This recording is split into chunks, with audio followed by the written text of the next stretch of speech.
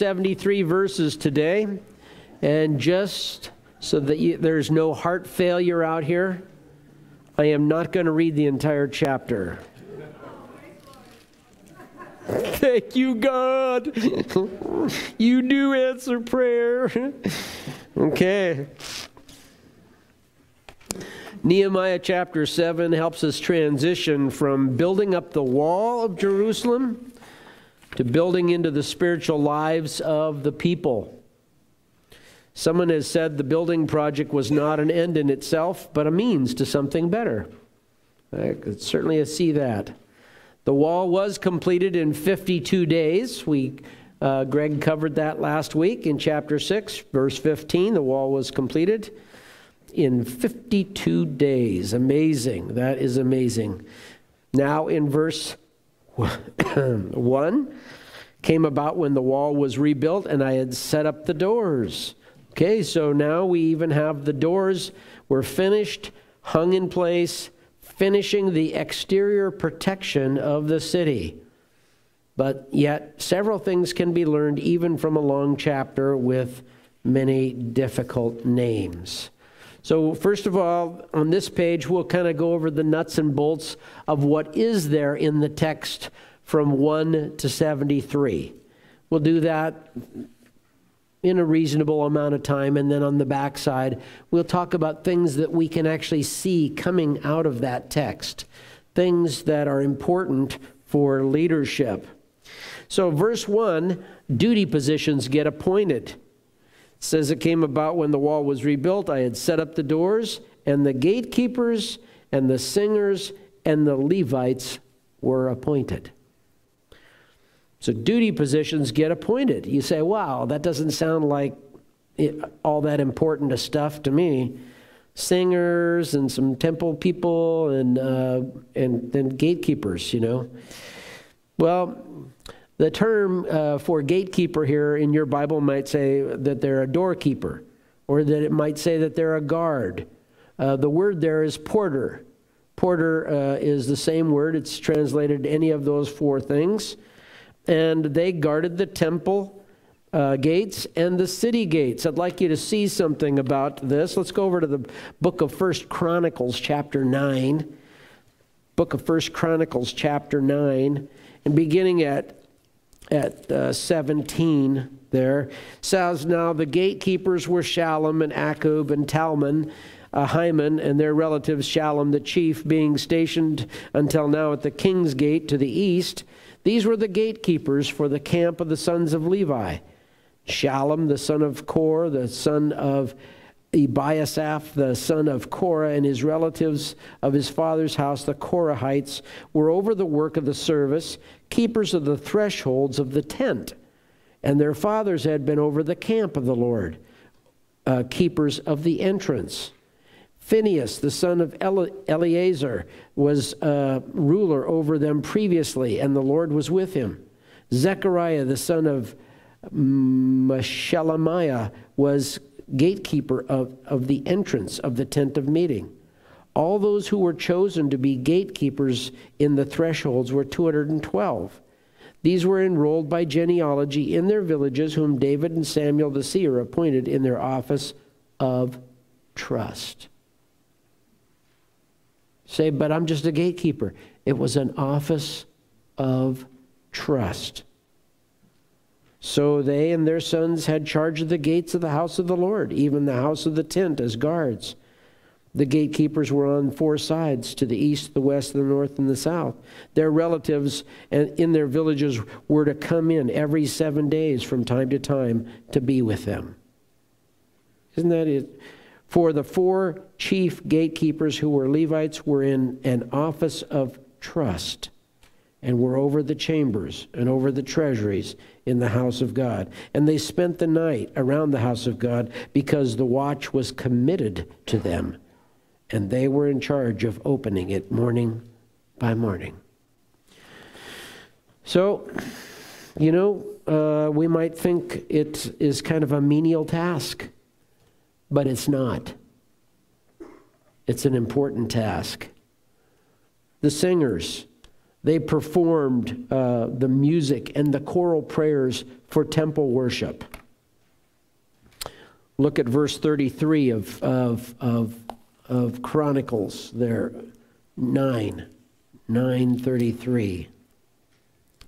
Now these are the singers, heads of fathers' households of the Levites, who lived in the chambers of the temple, free from other service, for they were engaged in their work day and night. Say, well, the worship team gets together once a week, and then they sing on Sunday morning, and it's gone. These guys were at this all the time. This was their job. Their job was to make a joyful noise, to be an encouragement in the worship of God. The Levites, they had assigned tasks for the temple upkeep. I want you to see something here also. Let's go over to the book of Ezra, chapter 8. The book of Ezra, chapter 8. Sometimes we skim through something and we just totally miss that there's something of importance there. Now, some of these exiles had come already with either Ezra or Zerubbabel or whatever. But note this particular trip with Ezra that happened like 10 years before, chapter 9 and verse 33. Ezra, is that right? Did I say that right? No, Ezra 8. Ezra 8, verses 15 to 20. You can see it's kind of listed as the journey, where there's a number of people listed and how many people were with them. By verse 15, he says, I assembled them all at the river that runs to Ahava, where we camped for 3 days. When I observed the people and the priests, I did not find any Levites there. What? Well, the Levites were a specific, they had specific duties. And here's this large group that's going back, and he finds that there's no Levites. So I sent for Eleazar, Ariel, Shemaiah, Elnathan, Jarib, Elnathan, Nathan, Zechariah, Meshullam, leading men, and for Joiarib and Elnathan, teachers. I sent them to Iddu, the leading man at the place Casiphia. And I told them what to say to Iddu and his brothers, the temple servants at the place Casiphia, that is, to bring ministers to us for the house of our God. And according to the good hand of our God upon us, they brought us a man of insight from the sons of Meli, the son of Levi, the son of Israel, namely Sherebiah and his sons and brothers, 18 men. And Hashabiah and Jeshiah of the sons of Merari and his brothers and their sons, 20 men. And 220 of the temple servants, whom David and the princes had given for the service of the Levites, all of them designated by name. Makes you kind of wonder. Here there's a group of hundreds, thousands that are coming back, and there were no Levites in there. You kind of wonder, how many of the people that got carried off into exile maybe abandoned or forsook maybe what they were called to do, what they were assigned to do, and maybe just kind of blended in wherever they went and got comfortable there. No Levites came back. Why? Is it because being a Levite, that was a hard job? You got stuck with some pretty hard tasks serving in the temple? Was it because maybe that was a position that was not often thanked? Well, it's hard for us to know exactly. But here's Ezra getting ready to go back, and he realizes, I got a great group of people here, but there are no Levites. Nobody that's trained in the service of our God here. We need some of them. So the Levites had assigned tasks. I don't know what the task might have been. You might have been assigned the task of making sure you hauled enough water for the priest to do the washings, or maybe you were in charge of going out and gathering firewood. How many of you would like to be the person that had to go out and gather firewood in Israel? Huh? Like, where's the nearest forest? Anyway, I have my chainsaw and my four-wheel drive truck, but there are no trees. It just makes you wonder. Oftentimes it doesn't say something, and we just kind of gloss over it. So duty positions were appointed, verse 1. Verse 2. Verse 2. Then I put Hanani, my brother, we were introduced to him in chapter 1, and Hananiah, the commander of the fortress, in charge of Jerusalem. For he was a faithful man and feared God more than many. Leadership is assigned. How important is that? By the way, on the backside, there'll be 10 things. 10 things that are about leadership, principles of effective leadership. And this would be like under value reliable partners. Yeah. Leadership is important. You can have all the helpers in the world, but if you don't have a leader, confusion reigns. Right? Okay, so leadership is assigned. And the qualifications that he cites, faithful and feared God.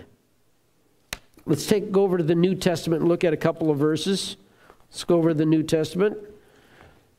Timothy, 2 Timothy chapter 2 talks about the people being faithful. Being faithful. 2:2, he says, hey, the things which you've heard from me in the presence of many witnesses, these entrust to faithful men who will be able to teach others also. There is a real need for leadership to raise up new leadership, to raise up new leadership, to raise up new leadership. We need to pass this on to faithful men who will be able to teach others also. 1 Corinthians chapter 4 and verse 2, Paul makes a comment about servants. Servants, people that are being used here. Chapter 4 and verse 2. Well, beginning at verse 1, he says, let a man regard us in this manner as servants of Christ and stewards of the mysteries of God. In this case, moreover, it is required. It's absolutely crucial. It must be that our steward is one who is found to be trustworthy, reliable, dependable, faithful. Doesn't say that he has to be super qualified, that he has to know all the ins and outs of the audiovisual world. Doesn't say that he has to be qualified to speak. He doesn't have to be a great orator, but he has to be trustworthy. Important stuff. We try to teach some of those other things that are needed, but we need someone that's faithful. Verse 3, specific instructions are given. Open the gates later when the sun is hot. Why? Well, just pretty plain. When is the city most vulnerable? When the people are all up and at 'em and bright-eyed and bushy-tailed? Or when they're still looking for the nearest Starbucks? And we came upon them and they were all looking for Starbucks. So let's open the gates late. Let's wait till it's hot. And then we close up shop early. How many of you have gone to some place to find out that they closed 2 minutes before they were supposed to because they were anxious? It says, let's close the gates early. Let's just go ahead and let's keep our operating window small here. So those were some of the things. And he said then also, while the guards are standing. Let's make sure that if the gates are open, that there are guards there. We never have a gate open where it's just open and whoever wants to can slide in or out without us knowing what's going on. Let's make sure that they're always manned while they were standing guard. And then I'm assuming when they closed up shop, it was before dark. Lots of things happen after dark, right? So let's close that up before. And then let's appoint them from in district. These guards, these porters, these gatekeepers. How many of you are an employee that is required at times to be in district? Let's see your hands. You guys. In district. As in like, if you're going to be a police officer in this area, you have to live inside of this. Or if you're going to be, if you're on duty for the road department and it's your weekend of duty, you have to stay in district. Even though you don't have to be there at the shop, you have to be in district so that we can call you at a moment's notice and you're just here in a couple minutes. In district. So they said, let's make sure that we assign these people from Jerusalem. And not only that, let's make sure that the assignment is close to their own home. Let's not have so-and-so go down and defend this, to watch the south gate, and he has to walk 10 minutes to get down there, when he could be watching the gate that's right here by his house. Let's try to do that. Wouldn't that be great if all the employers of today could get that figured out? So, you ever sit and watch the log trucks? A log truck goes this way. A log truck goes this way. And you say, why didn't they just send that one to that place that's up there already? And that one to this place over there, you know? Wouldn't it be nice? It was good. It's good stuff. Verse 4, he says, the city was large. It was spacious relative to the number of people who could be housed there.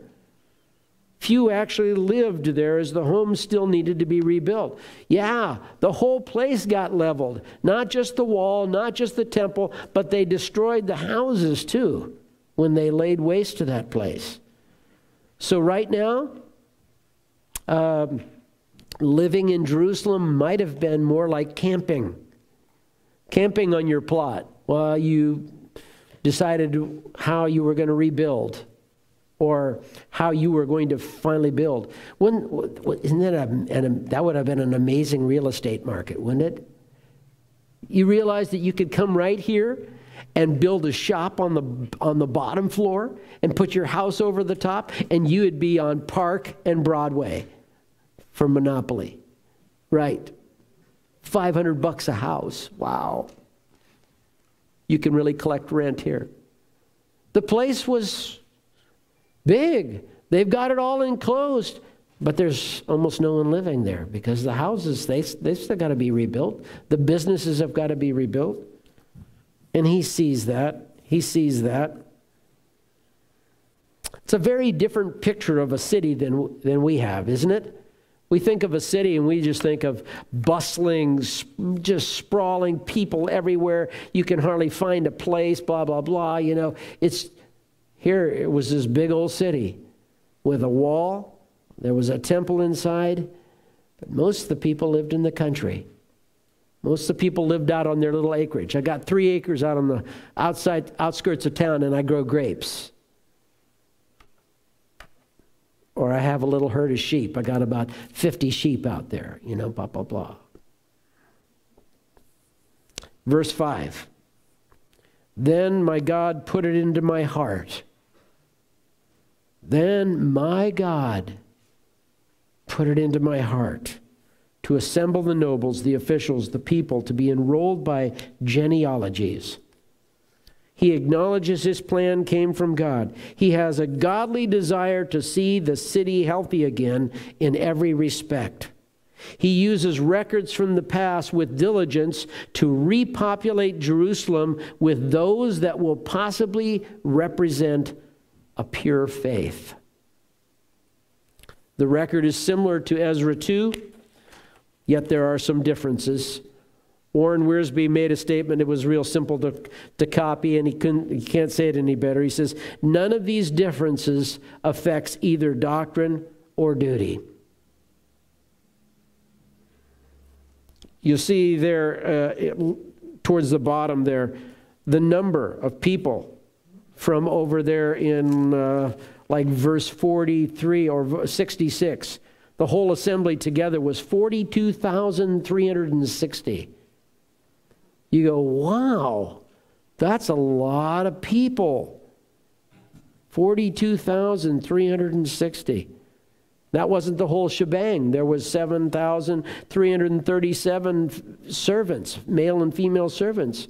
And then it says, then there was 245 male and female singers. I don't know why they would classify them by themselves. But if we go back to Ezra and we look at Ezra's figures, we find that there was like 29,000 something. You add the 7,000 and you still come up with, it's less than 50,000. This is just about 50,000 right here. The problem is that, yes, there's 10 years difference between the lists. And there are probably scribal errors where somebody's name got changed, maybe an H got dropped off or something there. But none of it affects doctrine or duty. Okay. And I'd like for you to just kind of be thinking about it as they use this genealogical record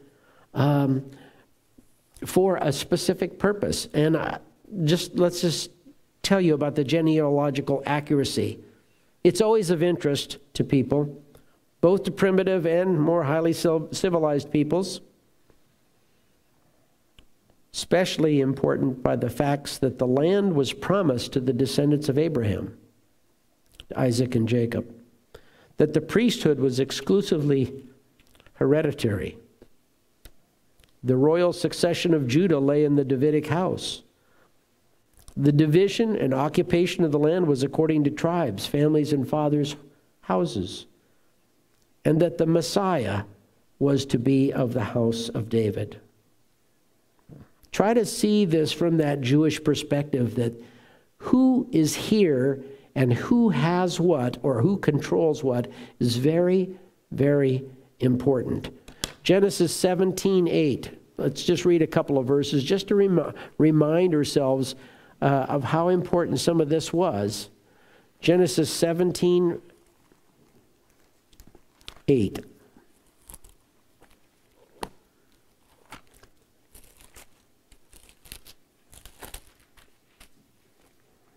I will establish my covenant between me and you and your descendants after you throughout their generations for an everlasting covenant, to be God to you and to your descendants after you. Wow. And I'll give you and your descendants the land of your sojournings, all the land of Canaan, for an everlasting possession. I am God. This is something that these Jews were thinking about. God, who made everything that we see, has given us property. Go over to Deuteronomy. Deuteronomy chapter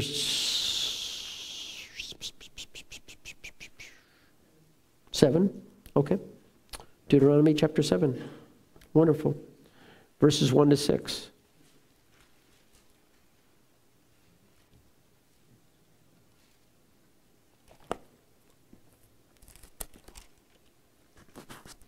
When the Lord your God shall bring you into the land where you are entering to possess it, shall clear away many nations before you, the Hittites, Girgashites, Amorites, Canaanites, Perizzites, Hivites, and the Jebusites, 7 nations greater and stronger than you. And when the Lord your God shall deliver them before you, you shall defeat them, you shall utterly destroy them, you shall make no covenant with them, and show no favor to them.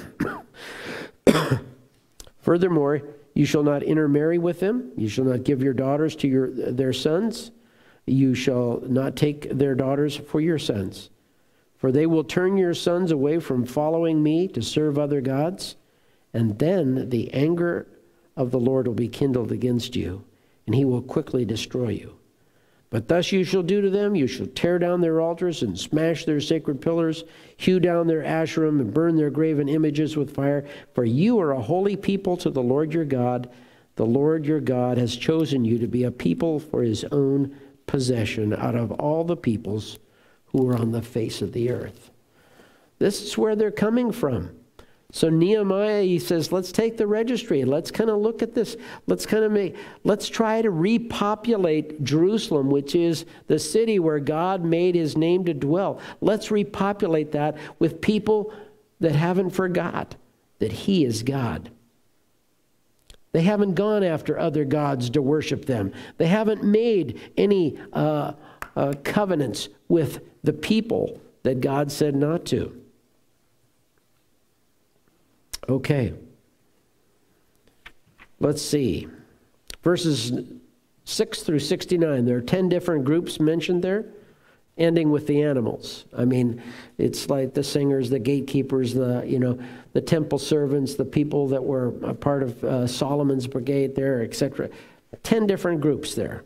These people were God's bridge from the defeats of the past to the hopes of the future, and they made it possible for Jesus Christ to come into the world. People whose faith and courage made things happen. There's a group there that we'd call the group that couldn't prove where they came from. Right there in the middle. There's some other interesting things there. Note the largest group. Do you notice? Do you see that? Verse 38. This is the largest group. The sons of Senah. 3,930 came from this group. You know what the name of the Senate, you know what that means? The hated. The hated. Imagine that. The largest group of people that returned came from a place was named the hated. And yet, they were instrumental in bringing Jerusalem back into a place of no longer being a disgrace. They were part of rebuilding the wall. They were part of repopulating Judah. Interesting. And then right below that, you'll see that the Levites, the sons of Jeshua, of Kadmiel, of the sons of Hodavah, 74. Only 74 Levites. Pretty small number out of 42,000 or 39,000, whichever the number needs to be. People that couldn't quite prove their registry. Good question to ask. Could I prove that I am a part of God's family? Headed to heaven? Could I prove it? The Urim and Thummim are mentioned there. Just so that they don't remain a mystery, I'll tell you that they are a mystery. We know what they are called. We know how to spell it. We know basically where it had to do with the high priest. He had this garment, a high priestly garment. There seemed to be some sort of a pouch that was built into the garment, and in that were some sort of either gems or stones of some sort, something that he used to decide what God's specific will was in a certain matter. But we do not know how it was used. We don't know anything about it. Some would think, okay, well, if there were some little stones and things in there, was it like dice? Was it like rolling dice? We don't know. The Urim and the Thummim, though, it's mentioned.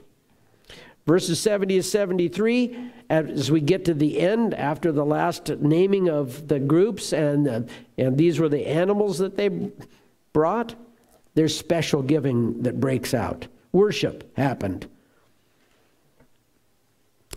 Says there that some among the heads of the fathers' households gave to the work. The governor gave to the treasury 1,000 gold drachmas, 50 basins. Others gave too, even the people. The rest of the people gave 20,000 gold drachmas and 2,000 silver minas and 67 priest garments. This is worship. It's not that they just decided, well, we got too much money in our, give some to the, This was an act of worship. And more than likely, the governor was one of the first to give. He led by example. He led by example. And then the last statement, it says, now the priests, the Levites, the gatekeepers, singers, some of the people, temple servants, and all Israel lived in their cities. And when the 7th month came, the sons of Israel were in their cities. What does that mean? Well, it means the work had been accomplished, the wall had been sealed up, there were people that were actually appointed in various positions to continue the welfare of the city.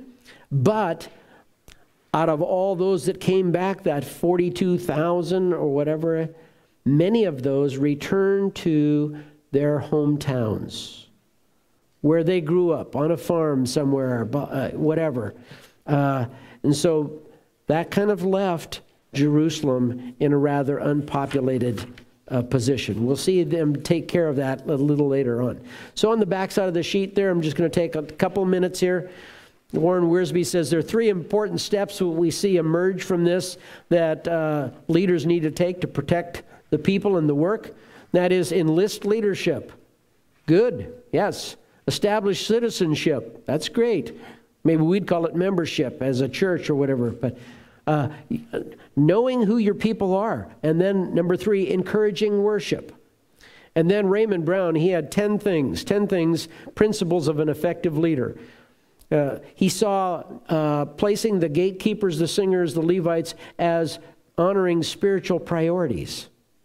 And secondly, then he saw naming Hananiah and Hananiah as valuable, reliable partners. By the way, depending on what your version says, Hananiah was the commander of the fortress, and that is an actual military establishment, a bunker basically, where there were military or security personnel, and it was for the temple. But the main thing about these guys is that they were faithful. They were reliable. They feared God. That's what was good about them. Then there was recognizing specific dangers, which is, hey, just because we've got the wall built, that doesn't mean that the threats are all done. We took Jericho and they had a high wall. We still have to be on guard.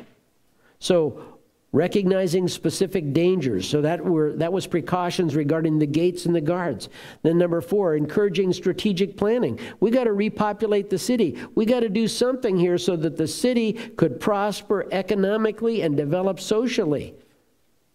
We see that the city could be a place of strength and opportunity and a place of great ministry. Need to still think that way. Even though for the most part now, they say that the majority of the people on earth live in cities, that the rural places are shrinking up there or whatever. That's why Village Missions goes to the rural places, the places that seem to be forgotten. But there's still a lot of good ministry that can happen in the city.